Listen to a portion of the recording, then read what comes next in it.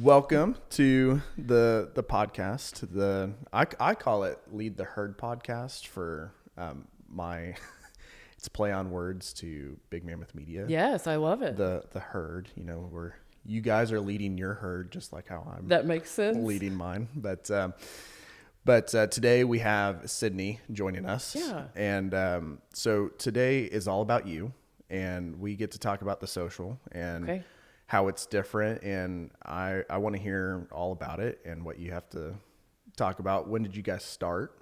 Okay.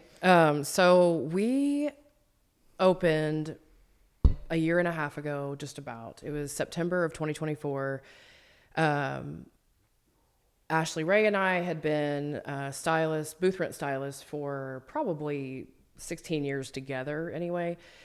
We were basically running our own salon within a salon, having assistants, booking out, double booking and doing all of the things, trying to scale. It's just impossible to do behind the chair. Mm-hmm.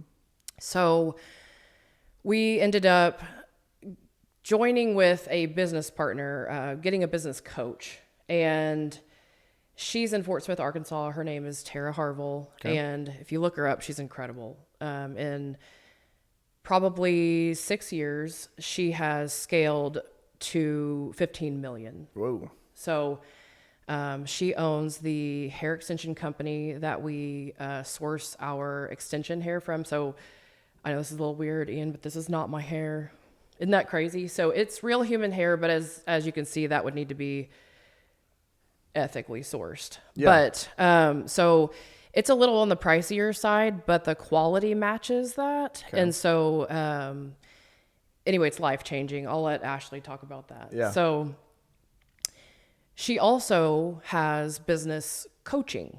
So we started going to these classes. It's like college it's like the Harvard Hair School of extensions and business. Yeah. So very inspired, and she led me to realize that I had been staffing a salon that I didn't even own. So how so?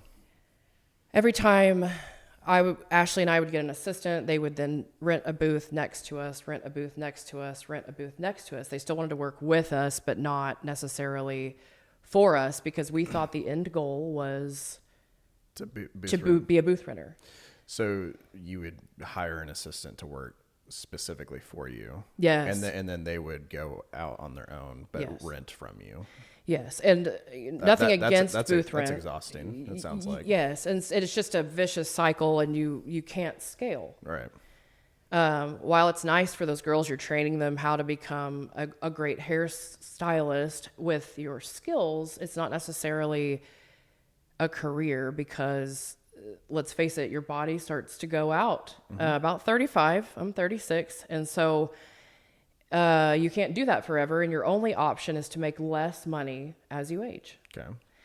So there's a huge problem in the industry, and there hasn't been a business structure, a real business structure that helps people get from entry level to retirement in the hair industry. Okay. It's always, you have to rely on your husband and his 401k, and you have to rely on, and you couldn't really build real wealth, and you'll always hit a ceiling. Okay. Because you're limited to the number of people you can see per day. You're trading time for money. Okay. Yep. So you're not getting passive income. Okay. You have to be there in order to make money. Yep. So it's like being a bartender. Yes. Right. Like you have to be behind the bar to make money. Right. Mm-hmm. Okay. And this is completely different than the traditional commission structure, where you are just made into a wonderful stylist, but you're still stuck at basically this new structure. It's called the strata salon structure. You can't hit a ceiling. Okay. So you just keep going. The really cool thing about it is the structure is building others up. So it is everyone building everyone around you like a real team. So you remember how you felt as a protege stylist coming in. You just got out of that program, and now you're helping, you're reaching down and grabbing them and pulling them up to your level, and they're pulling them up to that level.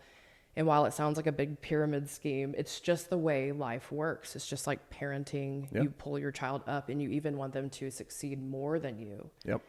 So when you keep that mindset and that culture, which is what Strata is built on, it explodes. Okay. So I'm kind of open.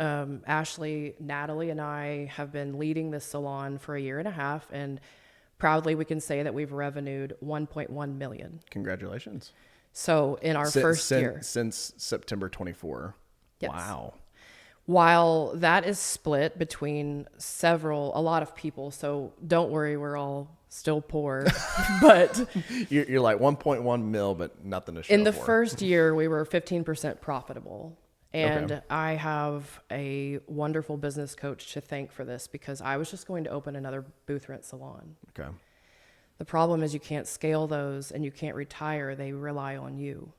In the Strata salon structure, you work yourself out of that business. You empower people to become leaders on their own accord. You're just gaining that for them.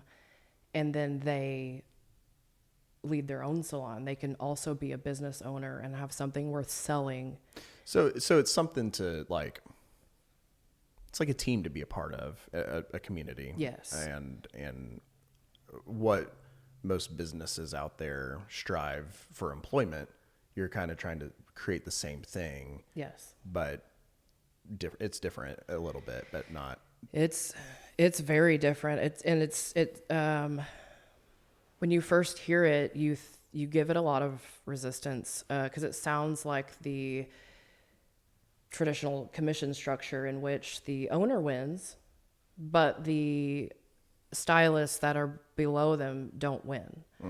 I want Ashley Ray and Natalie, my other manager, and then everyone under that is, and the only reason they're under that is just their skill level is not there yet, which we're training. They're younger, to all have something when they retire. So what is the end goal for the social? Like for not for, I guess, the business alone, but the people that are working there. Like, let's say a new salon or a stylist comes in and they're like, I just got my degree in cosmetology and, I want to do all these things. What are the steps from like being 25 years old to 65? Like, walk me through those steps. So it's going to fully depend on your capacity. Okay.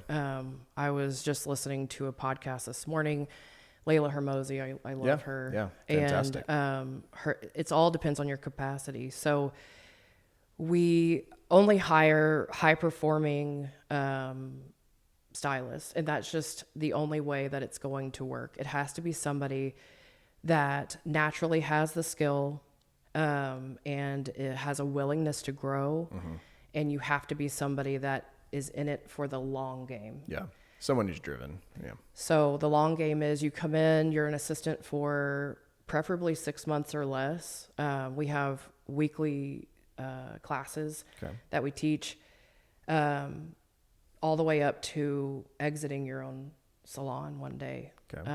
And leaving it to the people under you. And what's beautiful is this could potentially change the entire industry. Yeah. Sounds like it. Yeah. My business coach and I are probably going to go across the US and talk about it. But what's really cool is it encourages people to grow beyond what they think their capacity is. Yeah. Which is really cool. It's not for everyone, I will say. Yeah. If you just want to do hair for a hobby, things like that, not talking bad about any other structure, I will say, but this is what I've run into personally, and it's really cool to be able to fix that for people that are like me. So your goal is to leave the salon to the people that have been growing with you over, say, 15 years, right? Sure. If they want it, they may already own their own. That's the goal. Yeah. Okay. Somebody will. Yeah. Yeah. Somebody will buy it. It'll be worth something. That's the cool part. Most salons are not worth anything when you leave.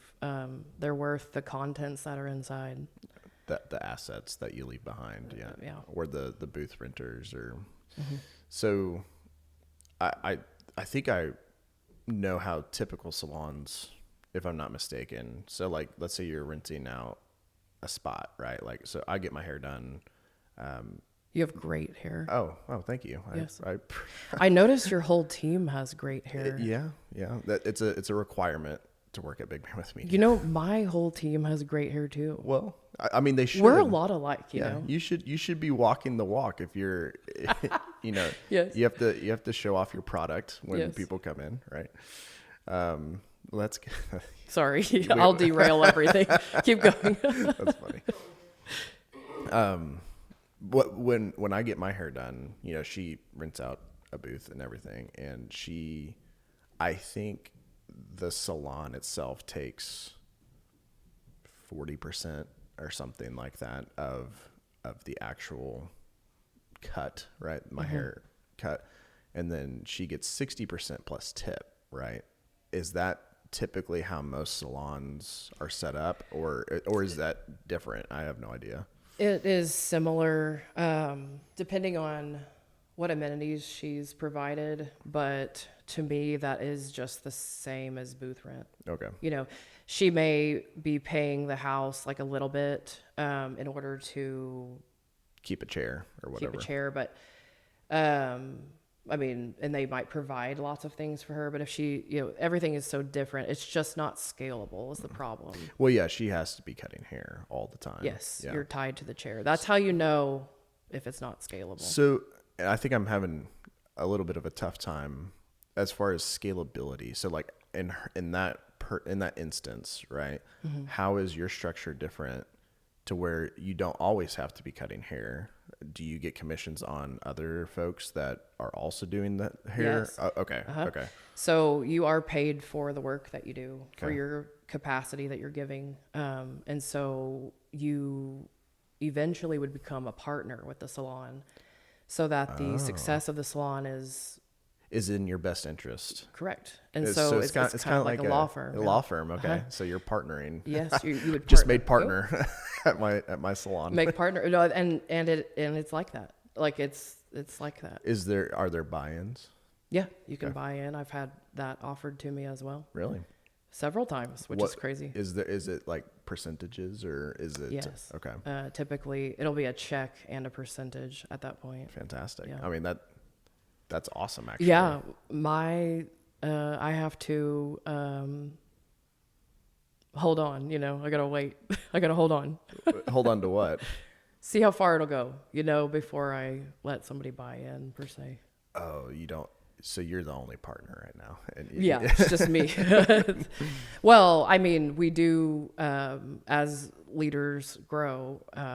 It would be kind of like a bonus check.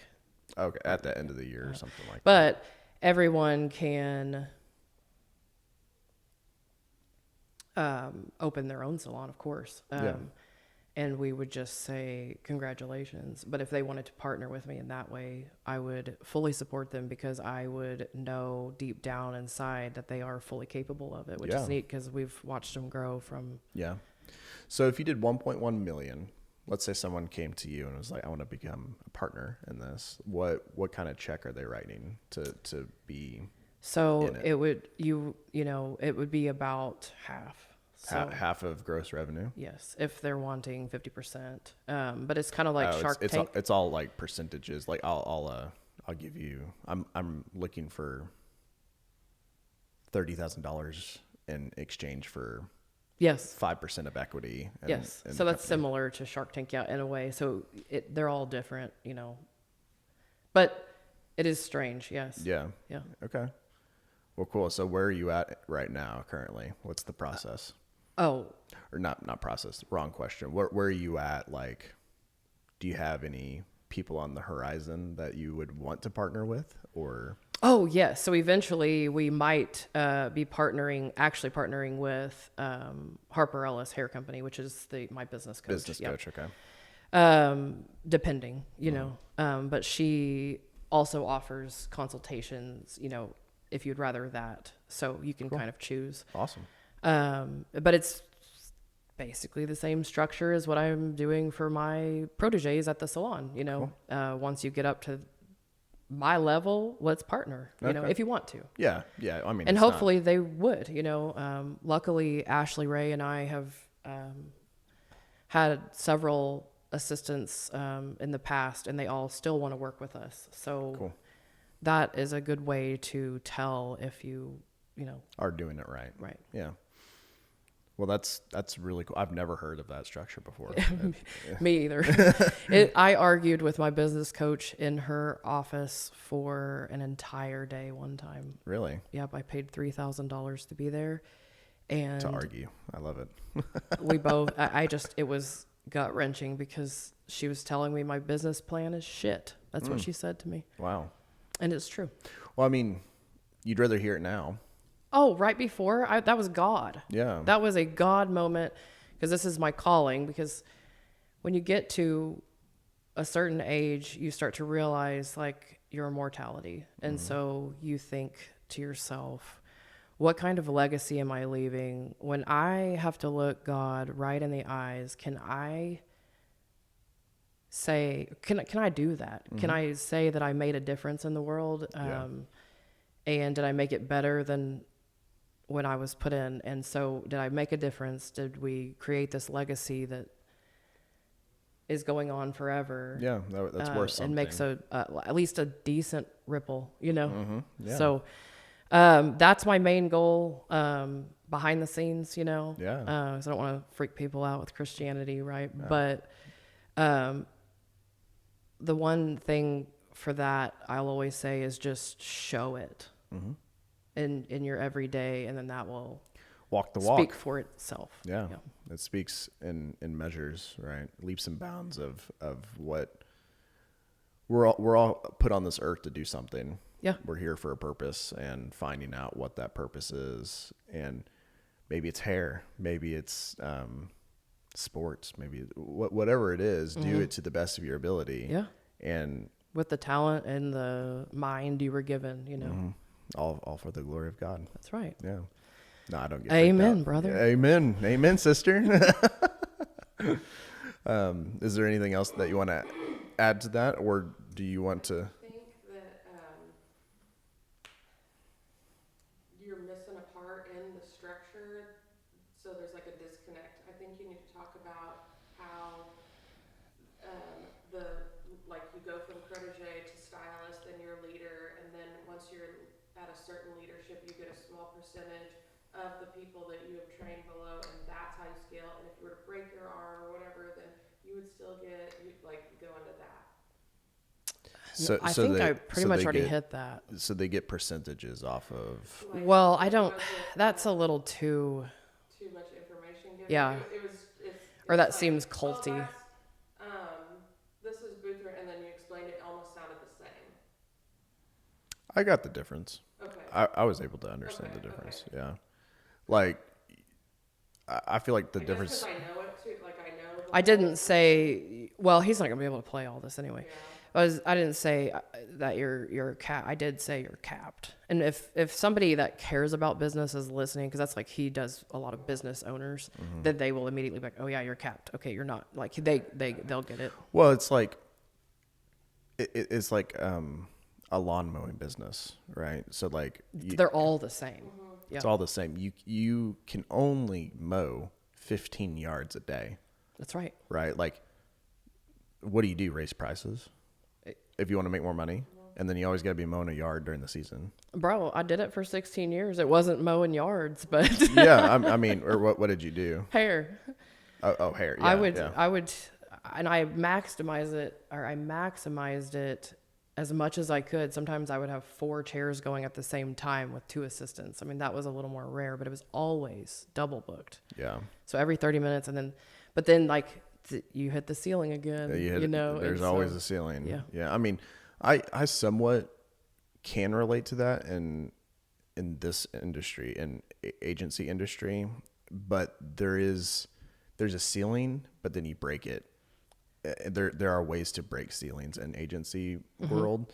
But they're like, so I hit it, right? I hit my, ceiling. I hit my ceiling last year.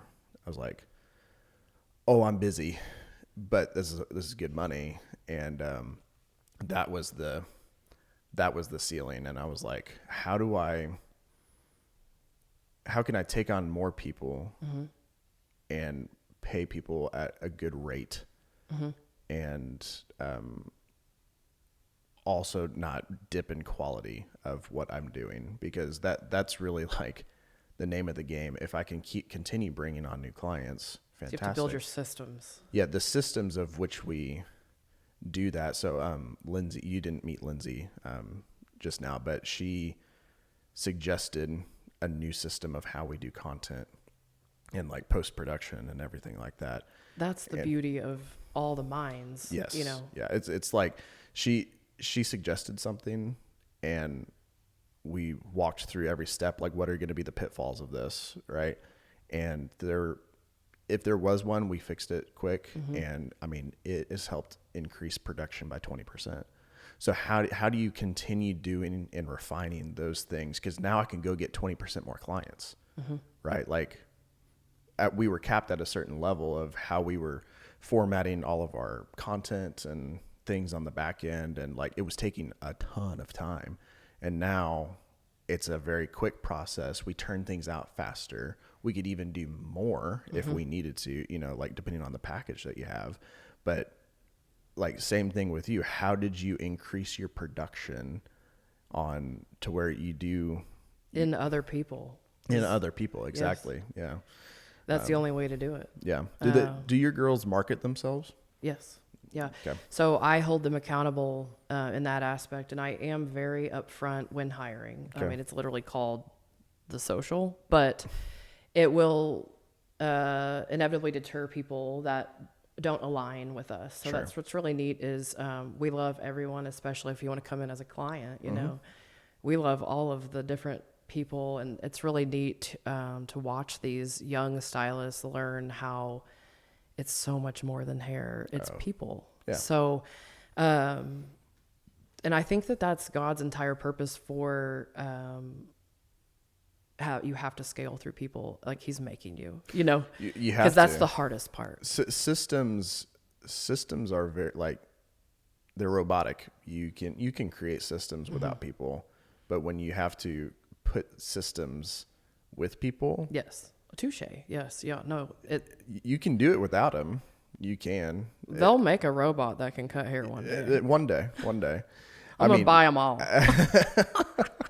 Well, then you would actually have the system. That's right. But even with that, though, like I think people would potentially they would go to the person instead of the robot. It would be a really cool 100%. fad for like 2 weeks, and then Because you need that connection. You need a We all connection. do, whether you like it or not. Yeah, I mean, even Luckily, I'm an extrovert, but yeah. my Well, sister's you not. kind of have to be, and No, there's a hairdresser for everyone. So my sister, the one that's not here, Oh. in our trio of leadership, she is our quiet brain. So Does she this cut is her hair, worst though? nightmare. Does she cut hair? Oh, she's incredible at hair. So do the people that come see her prefer They prefer her, yes. silence? And I don't blame them, yes. Really interesting. Because they're like that too. Yeah, they don't. I would be their worst nightmare.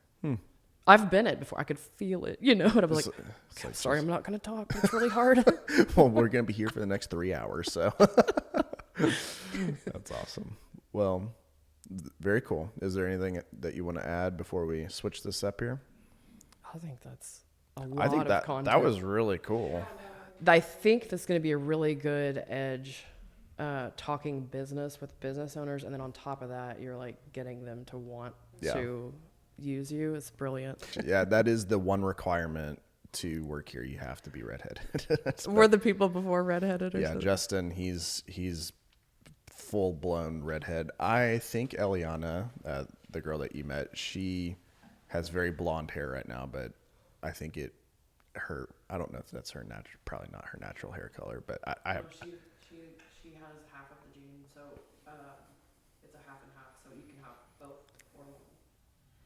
guy that has a red beard, but he's not like you're. So she was like strawberry. Yeah.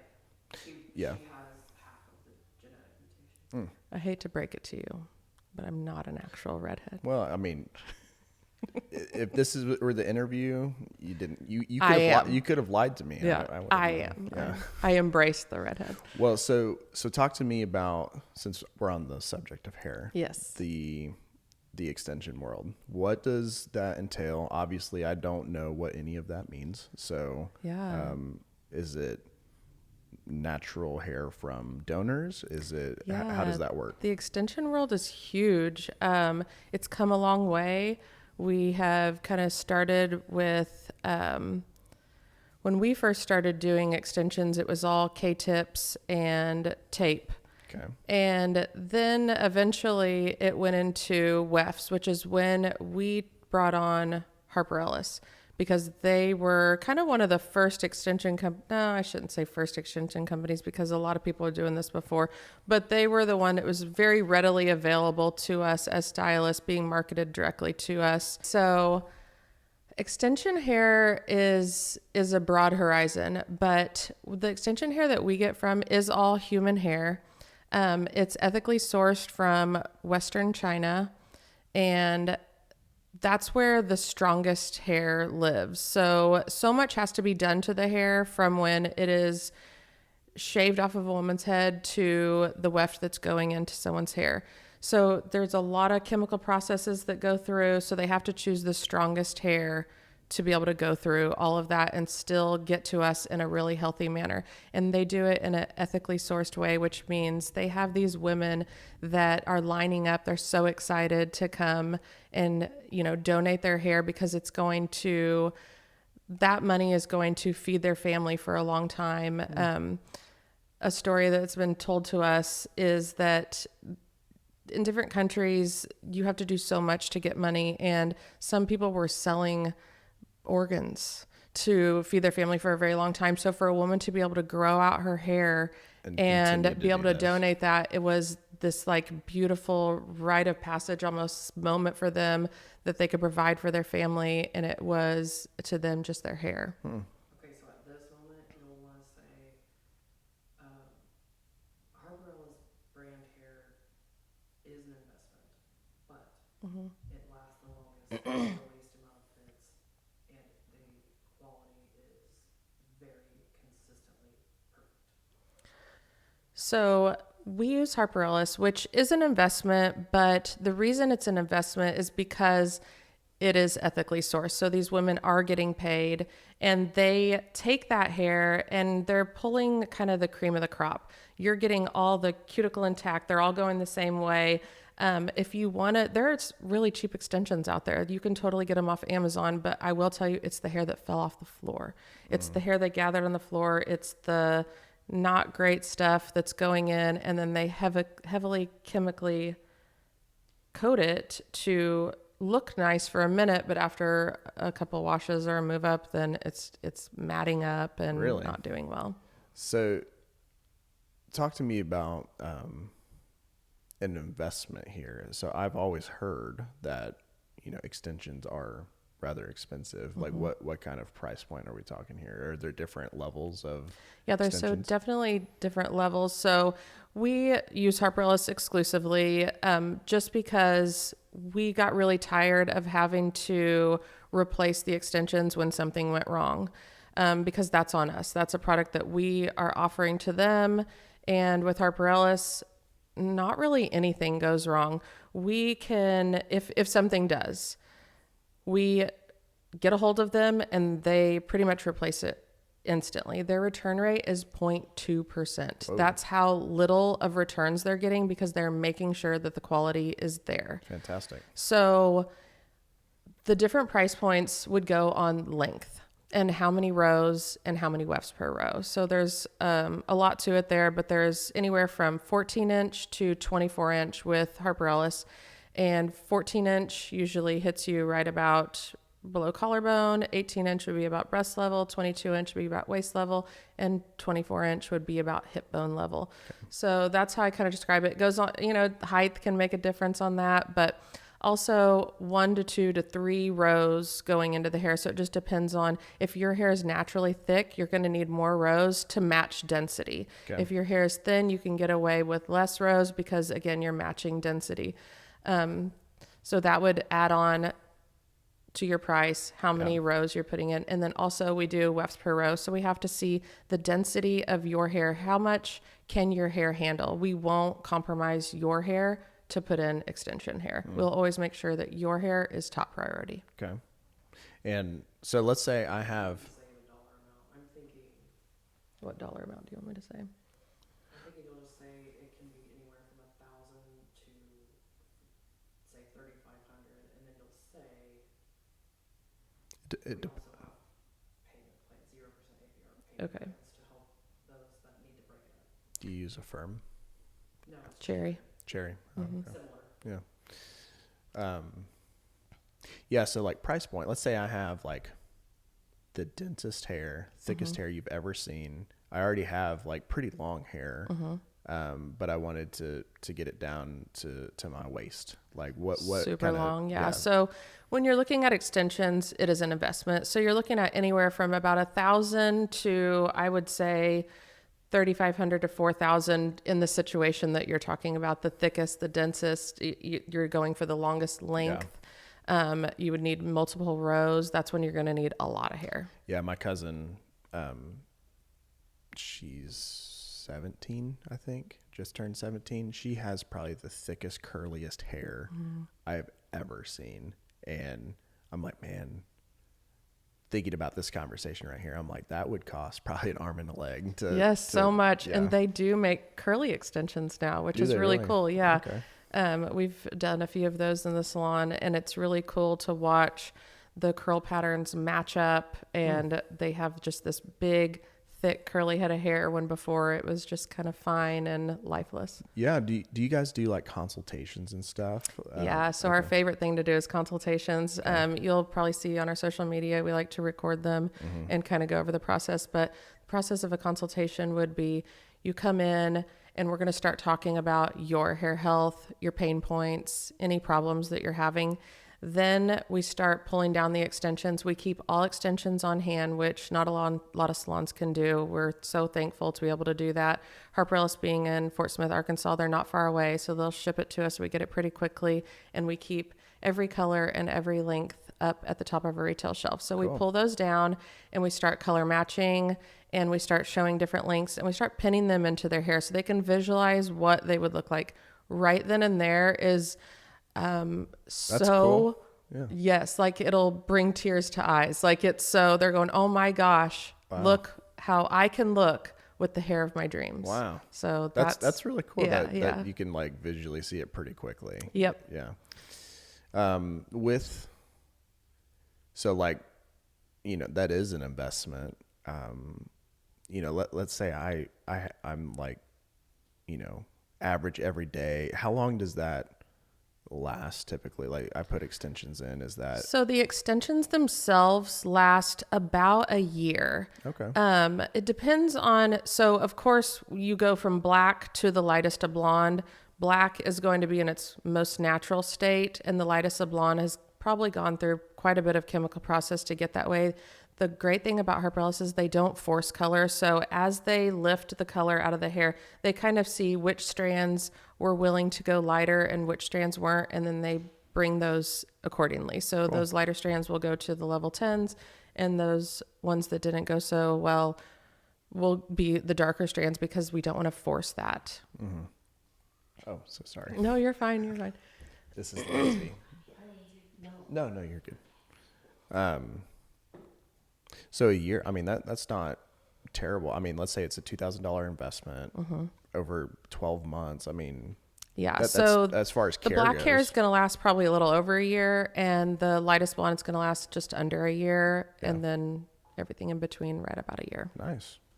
I mean, as far as like, I feel like as an investment goes, if you feel confident with how you look and how you feel, I mean, that's a well worthwhile investment. Absolutely. Right? We don't have very many clients that don't go ahead and buy new hair after the year mark. Really? They're so ready. They're like, oh, I'm ready to get my length back, because it does what we call kind of shrink over time, which just means that it needs a trim. It's human hair. It's going to get a split end. It's going to have a little breakage.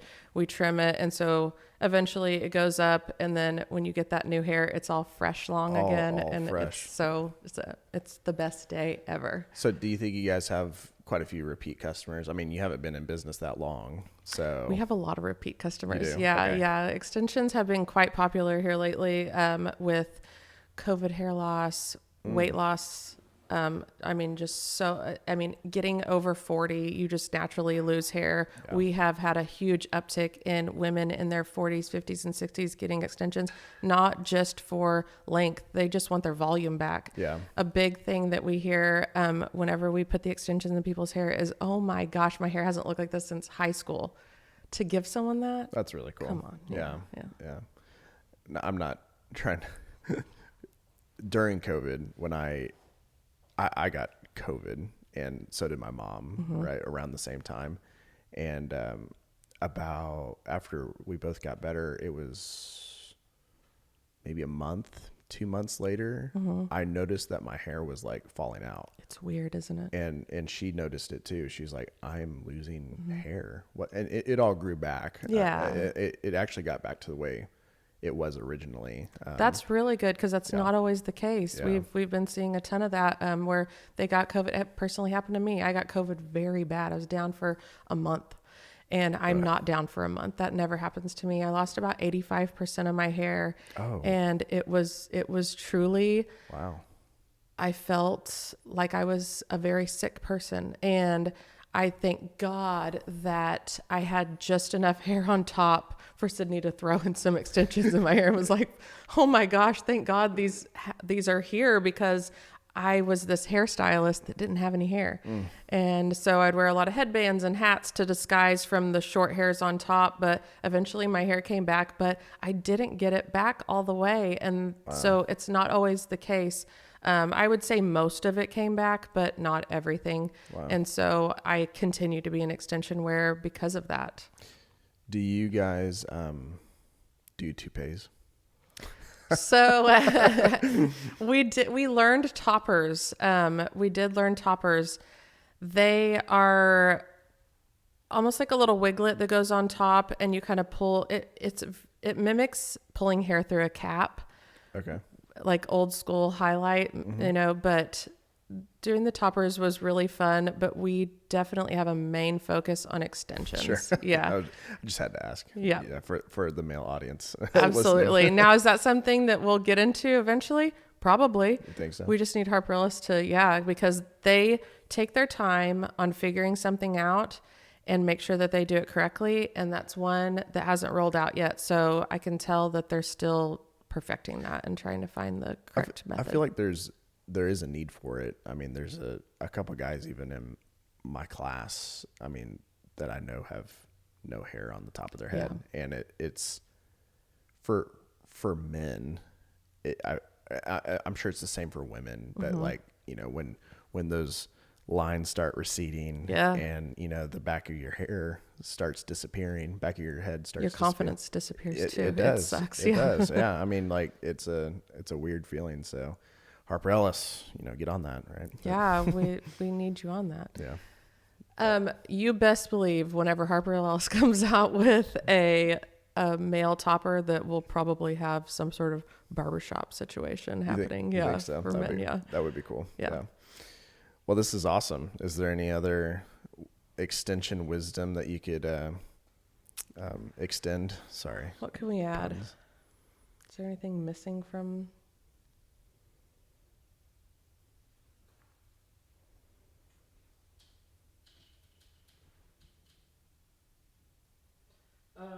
We could talk about how.